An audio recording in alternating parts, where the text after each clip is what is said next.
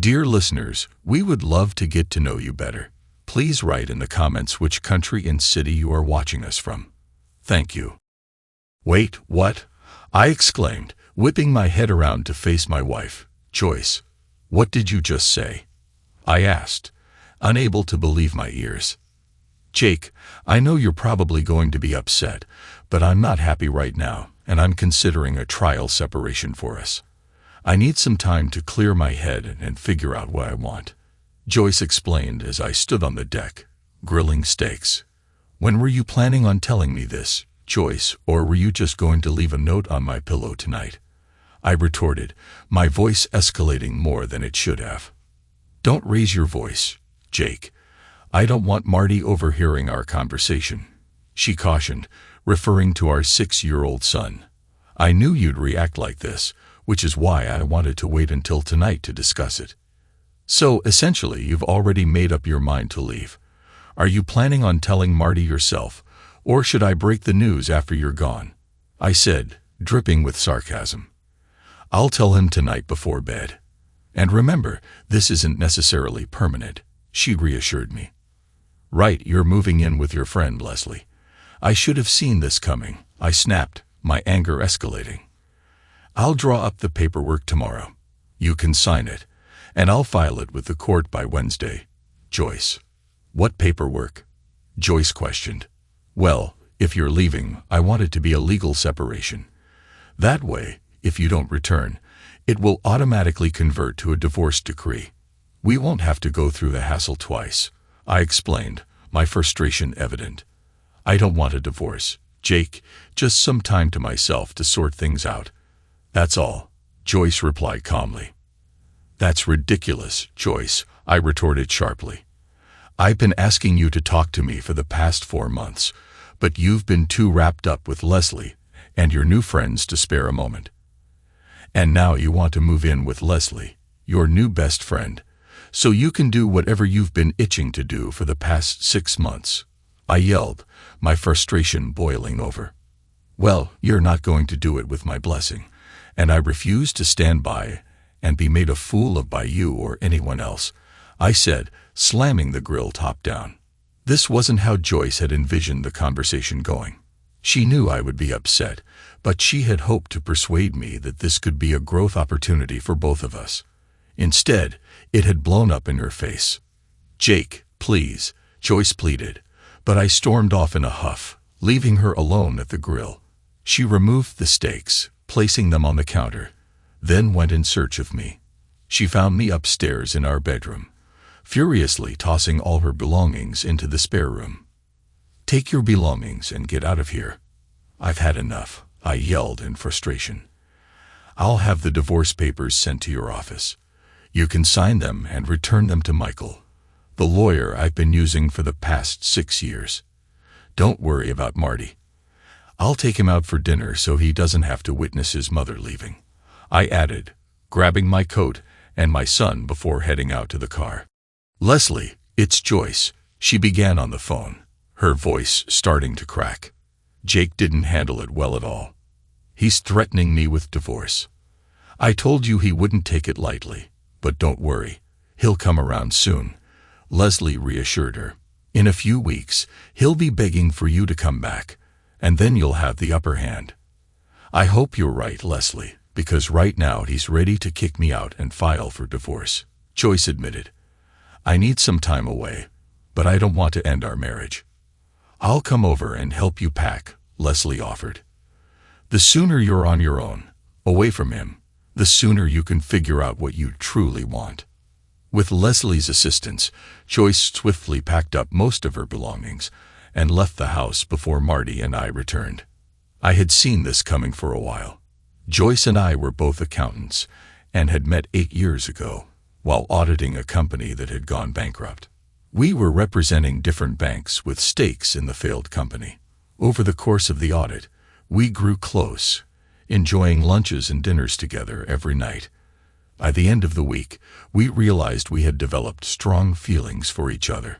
4 months after tying the knot, Joyce found herself expecting, and 8 months later, she was deep into a challenging pregnancy.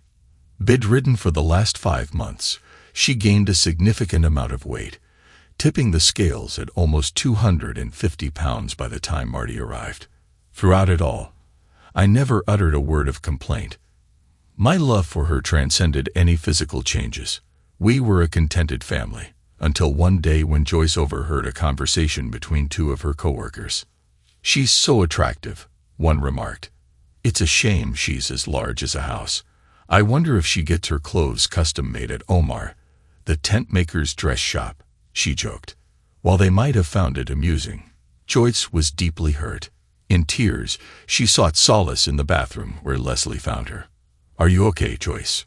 she asked, concerned. "Everyone thinks I'm a fat pig," Joyce confessed through sobs. "If they only knew how hard I've struggled to lose weight, they wouldn't be so cruel." "Listen, all you need is to commit to a good diet and join a gym," Leslie encouraged.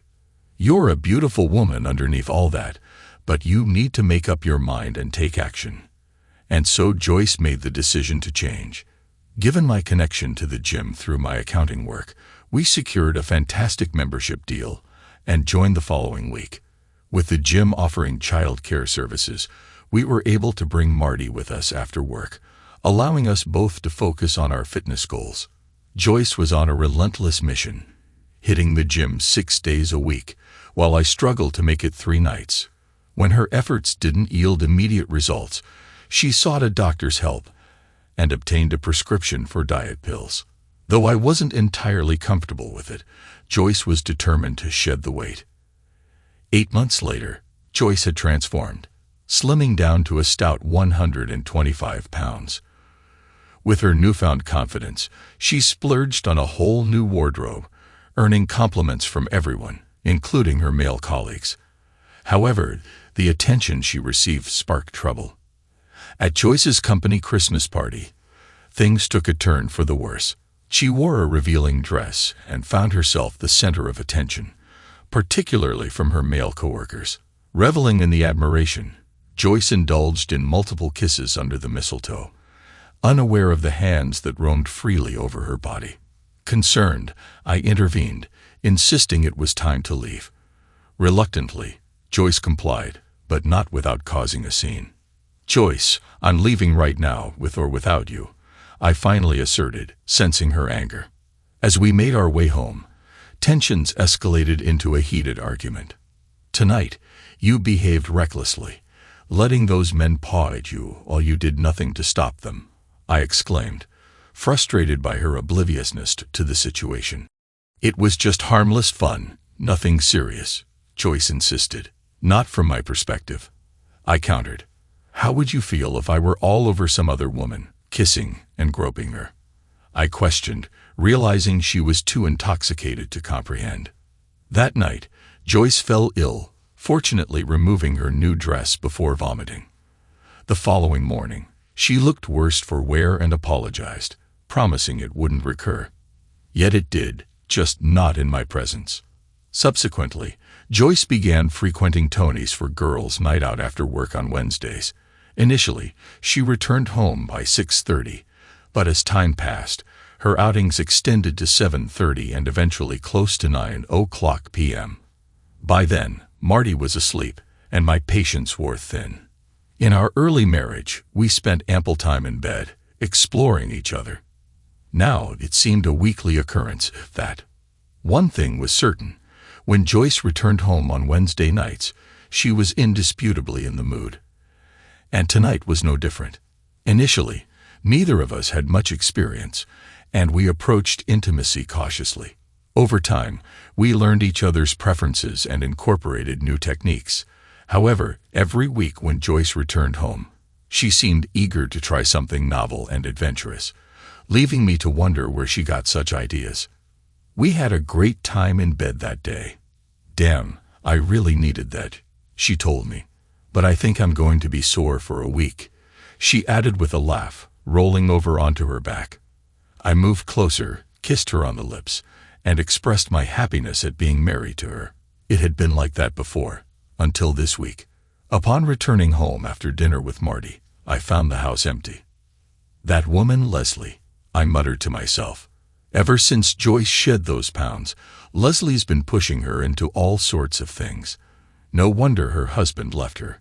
She's nothing but trouble, and now she's influencing my wife too. I got Marty ready for bed, tucked him in, and read him a story. When he asked about his mother, I simply told him, "Mommy's away visiting and will be back in a couple of days," though I didn't believe it myself. Heading downstairs, I dialed my mom and filled her in. "Mom, can you look after Marty during the day until I find a permanent solution?" I requested. "Honey, Joyce will snap out of it and be back by the end of the week. You know her. She can't bear to be away from Marty for long," Mom reassured me. "I'll be there before you leave for work to watch him." I hoped she was right, but deep down, I wasn't as confident as my mom. On Monday, I contacted Michael and told him that Joyce had left me. I want to make sure I have full protection, including permanent custody of Marty. I want the agreement to clearly state that if either of us does something that a married spouse should not do, the other will get 65% of the entire estate. I think she wants to cheat on me, and I want to confirm that, I told Michael. I want the agreement to last 60 days, after which it will become a divorce decree. "And can you do that by tomorrow?" I asked. "Isn't this a bit premature, Jake?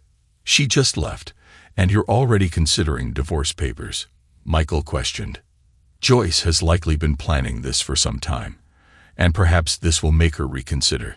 If not, I can't risk losing everything I've worked for just because she wants to explore an affair," I explained. "All right, Jake, I'll handle it today and arrange for her to be served at work tomorrow. Anything else?" Michael asked. "Nothing else comes to mind at the moment. I just need to make it clear to her what's at stake.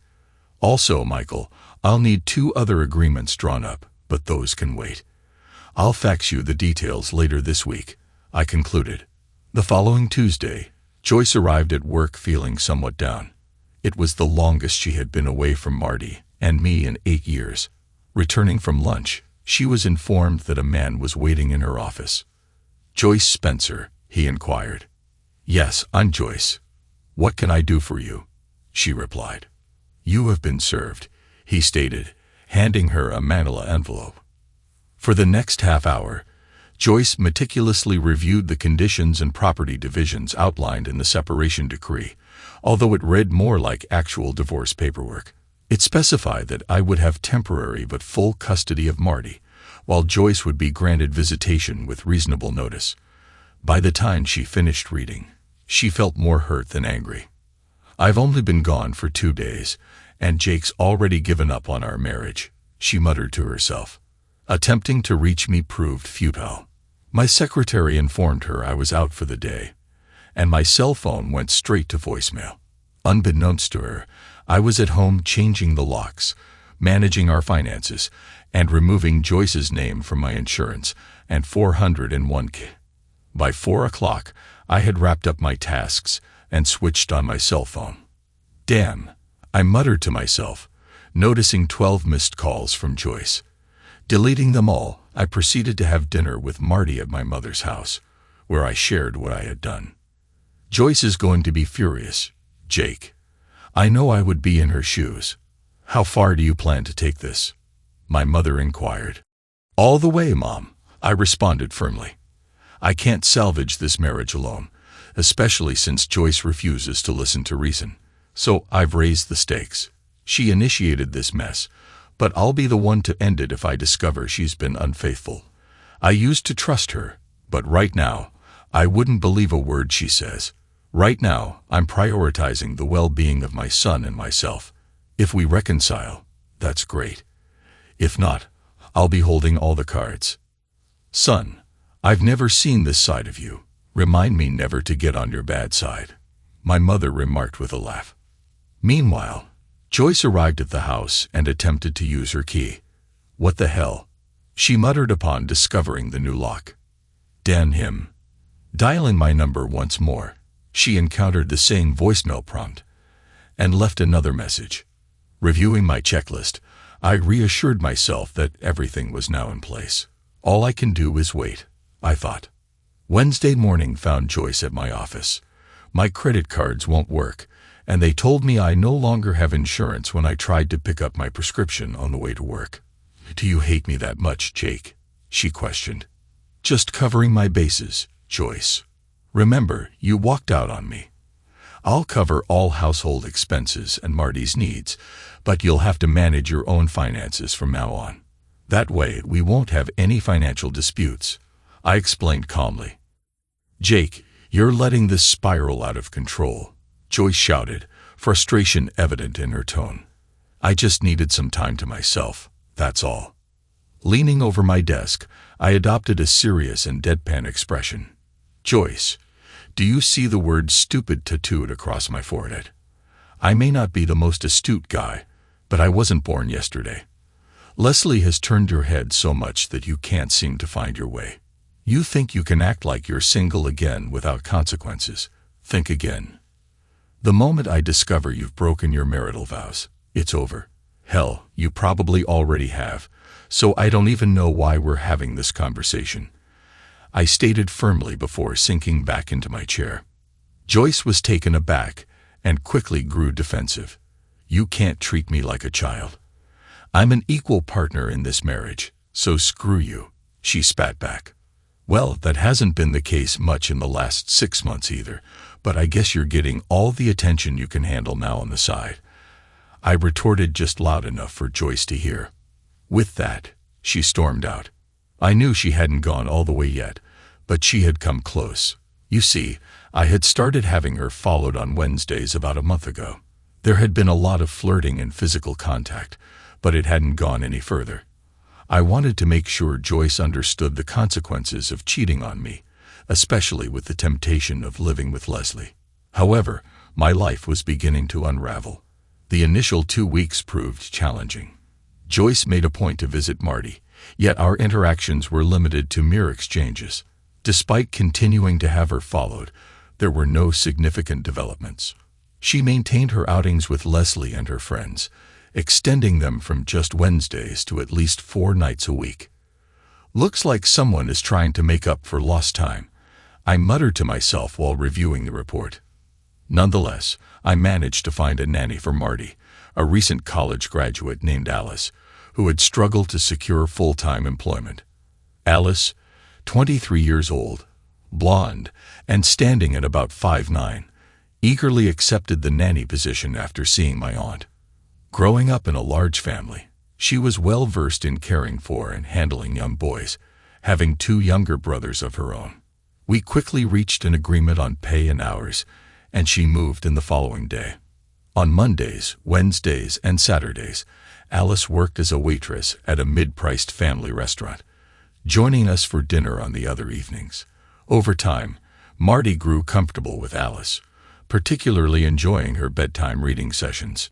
Alice, I can't thank you enough for going above and beyond for Marty. With his mother temporarily out of the picture, stability is crucial for him, I expressed, offering the best smile I could muster. I know about your situation with your wife. Your mother filled me in on all the details in case Joyce came by and tried to take him, Alice disclosed.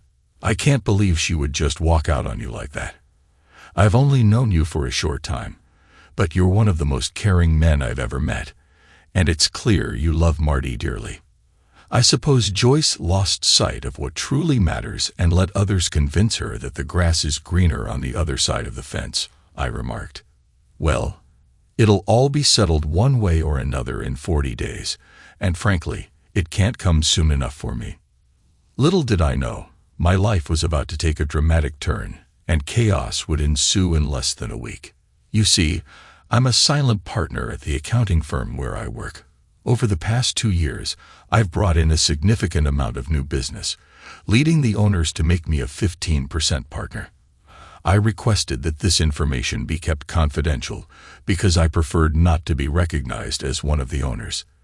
This allowed me to gain insights into the company's operations and gauge employee sentiments more authentically. My latest achievement involved securing a meeting with an overseas garment manufacturer with plants in 5 Asian countries. I had initially met the owners at a party about a year ago and pitched them a few ideas, which impressed them enough to schedule a follow-up meeting to discuss our firm's potential involvement. Jake, I admire the personalized approach your firm brings to its work. Each plant currently operates independently, and I need someone to establish a unified system across all facilities, so we can manage them centrally from our overseas office, one of the prospective owners expressed during our discussion. While they were initially disappointed that I wouldn't be directly overseeing the overseas operation, I reassured them that I would personally oversee every aspect to ensure flawless execution. With the signed contract and a handshake, celebrations commenced. After 9 months of hard work on this account, I had hoped to return home to Joyce with the good news. I envisioned treating her to a lavish dinner, followed by an intimate evening together. However, upon arriving home, I found the house empty and my heart shattered. Alice arrived with Marty 20 minutes later, carrying Chinese takeout. I was bursting with excitement and needed to share my great news, so I confided in Alice. "Forget about dinner plans. We're all going out tonight to celebrate," I informed her. "Put on your finest attire because we're going to paint the town red." My bosses had arranged reservations at the town's finest restaurant for 8 p.m. and had organized a limo to pick us up at 7:30 p.m. So time was of the essence. After shaving, showering, and dressing up, I decided to assist Alice in getting Marty ready, allowing her more time to prepare. By 7:15 p.m., both Marty and I were dressed and eager to go. That's when I spotted Alice descending the stairs. "I hope you don't mind. I didn't have anything fancy to wear, so I found one of your wife's dresses that sort of fits," she explained, slightly self-conscious. The dress hugged her figure like a glove, but was a tad short due to her taller stature. "Do you think it looks okay?" "You look stunning, Alice," I responded, my eyes widening in admiration as the doorbell chimed. With that, the three of us embarked on our journey, boarding the waiting limousine, just as Joyce happened to be driving down our street. "What in the world?" Joyce muttered in disbelief as she observed them piling into the stretch limo. "I wonder what's happening," she pondered, deciding to follow them.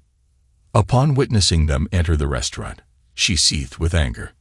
"That jerk, he claims we can't afford to dine at such an establishment, yet he's treating them to a lavish night out. And who on earth is wearing my dress?" The evening turned out to be wonderful. I was the center of attention, and we indulged in sumptuous food and drinks. Eventually, Alice informed me that it was time to depart as Marty was growing tired, well past his bedtime. "You're absolutely right.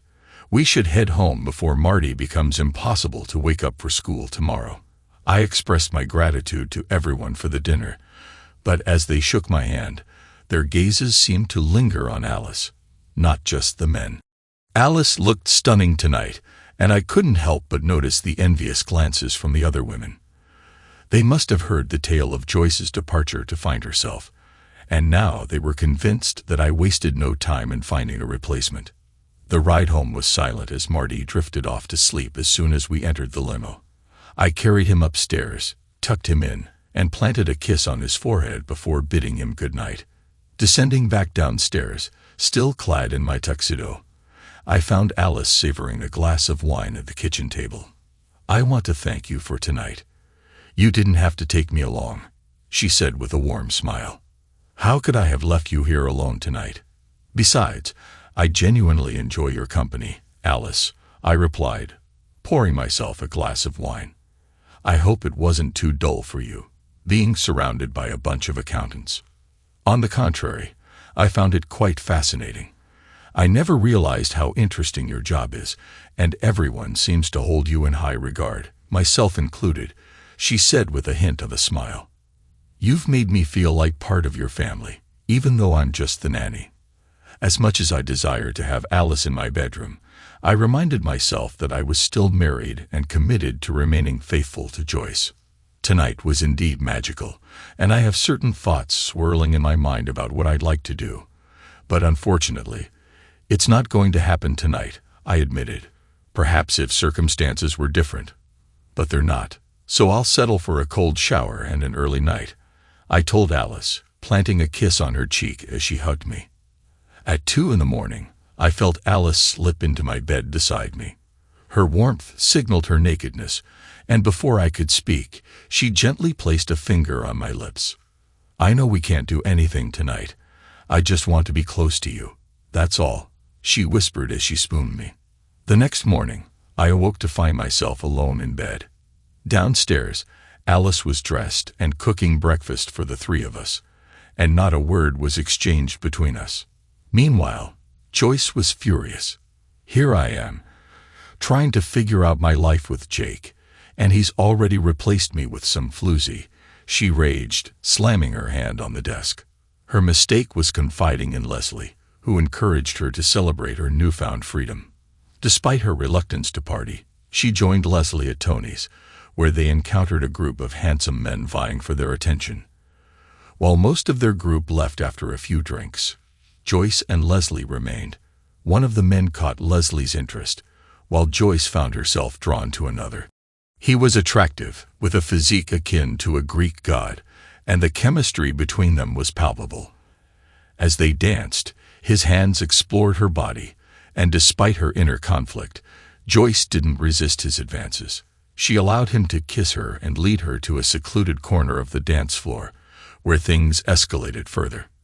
However, she failed to stop him when his hands wandered up her dress, a decision she would soon regret, especially as she discovered that Jake had hired a private investigator to document the entire encounter.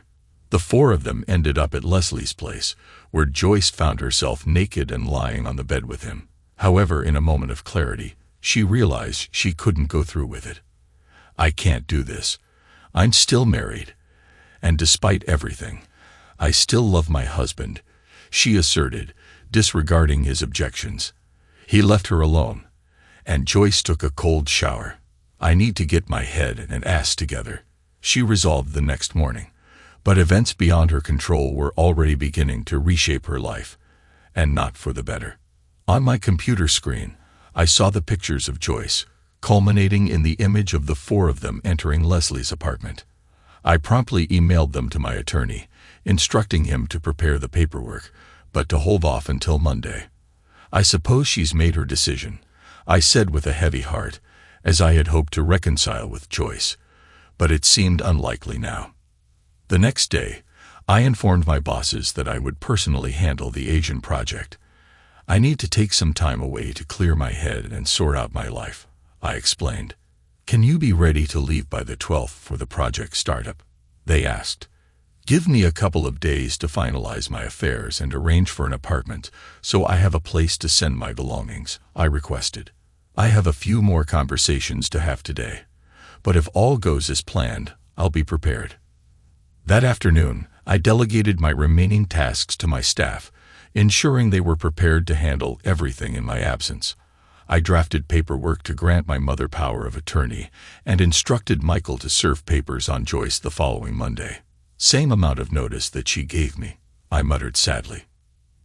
Returning home that evening, I felt a wave of melancholy wash over me as I walked into a house that would no longer be mine upon my return from overseas. Joyce and I had chosen it together, and it held countless cherished memories, all of which would soon be just that, memories. Dinner was unusually quiet, and Alice sensed my somber mood. "Is everything okay, Jake?" she asked tentatively. "It's not you, Alice. I just have a lot on my mind. We'll talk after Marty goes to bed," I assured her. By 10 o'clock, with the house silent, Alice broached the subject. "What's bothering you, Jake?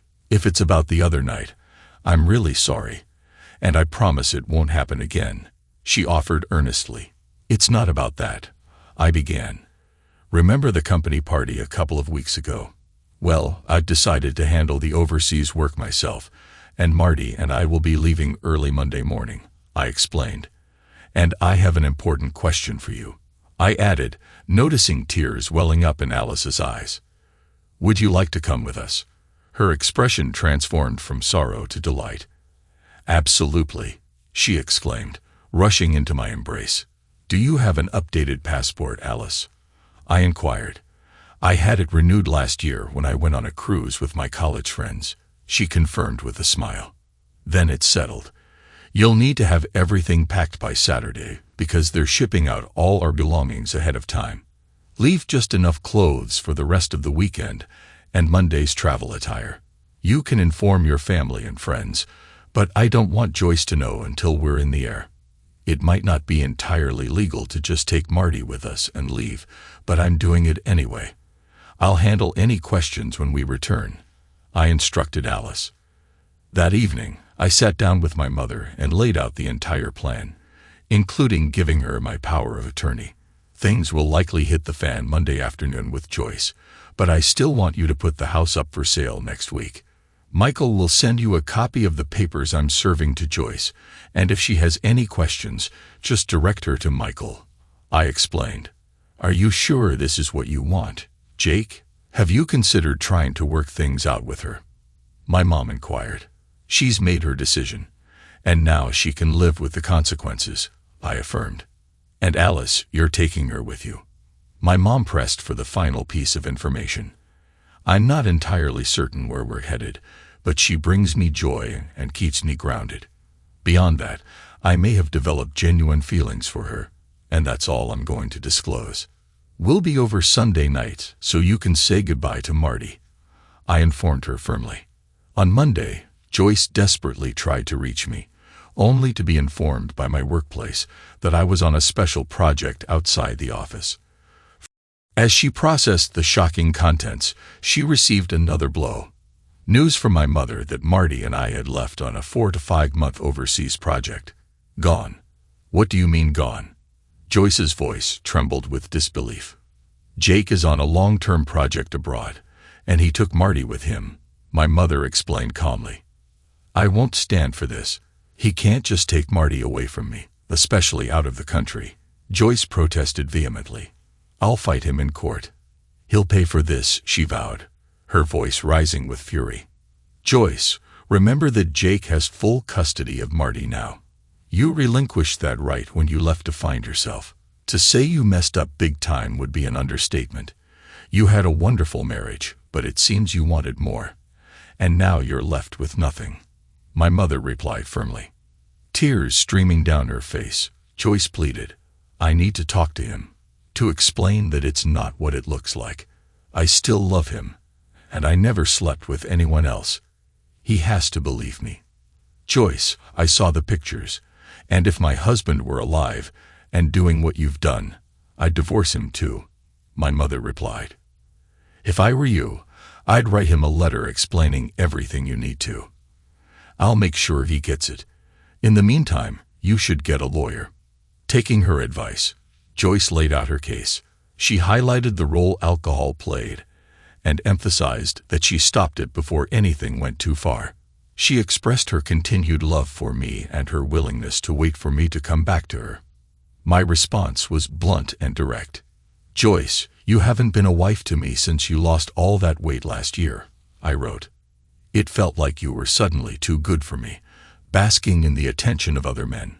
When you finally came home on Wednesday nights, you were only interested in having a good time in bed, not in making love to your husband. It seems I no longer excite you, so now you and Leslie can do whatever you want and be with whomever you want. I warned you that Leslie would eventually tear us apart, but you didn't listen, my letter stated bluntly. Marty, Alice, and I are starting anew, based on love and trust. You can visit Marty anytime you want. Just get a camera modem for your computer, and I'll set it up. Sign the papers because Mom is putting the house up for sale this week. There's no chance we'll ever reconcile, so don't hold on to false hope that I'll change my mind. I hope you found what you were looking for, Joyce, and are happy. I never wanted it to end like this. Reading my words, Joyce realized I was right. She had been foolish to heed the advice of her so-called good friends who were all divorced themselves. Perhaps they didn't have the best judgment after all. She resolved to fight it until she received my letter, after which she finally signed the papers. Ironically, 6 months later, Joyce found herself back at her starting weight of 175 pounds, but without me. Despite the challenges, I found contentment in my new life abroad. Overcoming the language barrier at work proved to be challenging. but manageable. Marty was adapting well, gradually picking up words and enjoying his interactions with other children. Alice, meanwhile, took charge of caring for Marty and organizing our free time, creating lists of places to visit and activities to enjoy. I still recall that night vividly, months ago. It was shortly after we arrived in the country, and we were all feeling a bit stressed. Marty resisted bedtime, my work program hit some bumps, and Alice seemed overwhelmed. She came into the den and planted a kiss on the back of my neck, instantly bringing a smile to my face. Taking my hand, she led me into her bedroom, where a single candle flickered on each side of the bed. We undressed each other and slipped under the covers. Let's just say that night, it felt like heaven and earth merged into one. 5 months later, my mom greeted us at the airport with a beaming smile, particularly delighted to see Marty. During the ride home, she couldn't help but notice Alice's serene expression. "How far along are you?" she asked Alice, who seemed a bit surprised by the question. 3 months. "How did you know?" Alice responded. "You both look too happy, like the cat that got the cream," my mom remarked. 2 weeks later, we tied the knot, and 6 months after that, Mia came into the world. When Alice mentioned wanting to join a gym to shed her baby weight, my reaction was priceless. 2 days later, I surprised her with the news that I'd arranged for a personal trainer, and she'd have all the necessary equipment. No need to go through all that hassle again, I thought to myself, relieved. Thanks to everyone who took the time to listen to today's stories. If you enjoyed it, please consider liking and subscribing if you haven't already. Feel free to share your thoughts on the events in the comments below. Take care,